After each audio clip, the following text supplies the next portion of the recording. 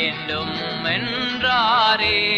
உன் பொக்கிஷத்தை பரலோகத்திலே சேர்த்திட வேண்டும் என்றாரே.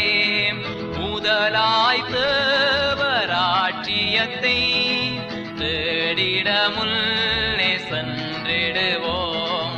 முதலாய் தேவராட்சியத்தை தேடிட முன்னே சென்றிடுவோம். அன்புடனே எம்மை ஆதரிக்க தேசப்பிதா நமக்கிருக்கையிலே ரட்சிப்பை எமக்காய் தந்தவரை போற்றுவோம் போற்றுவோம் அல்லேலூயா.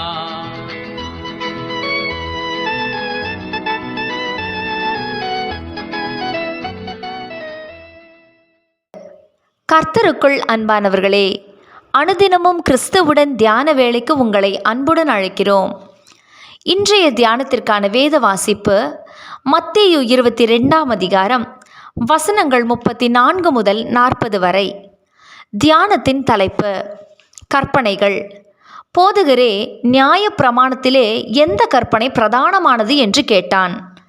மத்தேயு 22ஆம் அதிகாரம் வசனம் 36. இயேசு இவ்வுலகில் வாழ்ந்த காலத்தில் அவரை மேசியாவாக ஏற்றுக்கொள்ள மறுத்த பெருங்கூட்ட மக்கள் இருந்தனர். அவர்களில் நியாயசாஸ்திரியாயிருந்த ஒருவன் இயேசுவை சோதிக்கும்படி வந்து, போதகரே, நியாயப்பிரமாணத்தில் எந்த கற்பனை பிரதானமானது என்று கேட்டான்.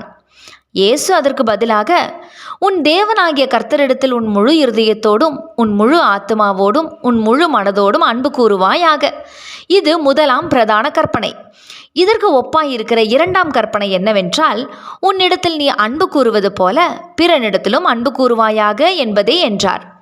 தொடர்ந்தும் இவ்விரண்டு கற்பனைகளிலும் நியாயப்பிரமாணம் முழுமையும் தீர்க்க தரிசனங்களும் அடங்கியிருக்கிறது என்று கூறினார். இயேசு கூறிய இவ்விரு கற்பனைகளையும் உற்று நோக்கினால் அவ்விரு கற்பனைகளுக்குள்ளும் இருக்கிற மையக்கருவாக அன்பு என்ற சொல் இருப்பதை நாம் கவனிக்கிறோம். ஒரு கட்டிடம் உறுதியாய் நிற்க வேண்டுமானால் அதன் கற்கள் ஒன்றோடொன்று இணைந்து பலமாக இருக்க வேண்டுமானால் கட்டிடத்தின் அஸ்திபாரம் உறுதியாய் இருக்க வேண்டும். நமது வாழ்க்கையும் அப்படியே.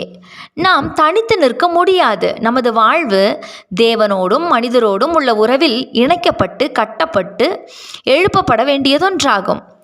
இவ்விரு உறவுகளும் நம்முடன் உறுதியாய் இணைக்கப்பட்டிருக்க வேண்டுமாகில் இயேசு கிறிஸ்து கூறியது போன்று தேவனுடைய கற்பனைகளை இணைத்து நிற்கும் ஒரே பாலமாக மையக்கருவாக அமைந்துள்ள அன்பு நம் வாழ்வை ஆட்கொள்ள வேண்டியது அவசியம். இப்படியான வாழ்க்கையையே நமது சீஷர்களிடமும் இயேசு எதிர்பார்த்தார்.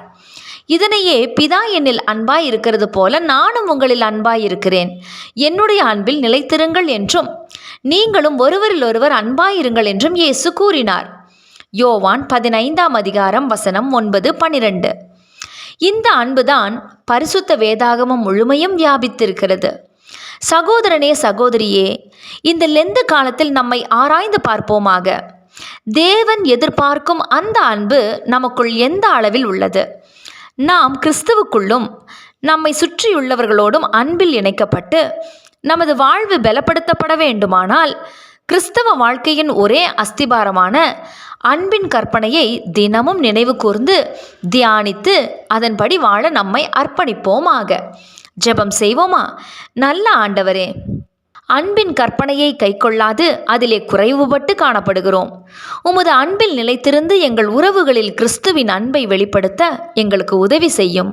ஆமேன்.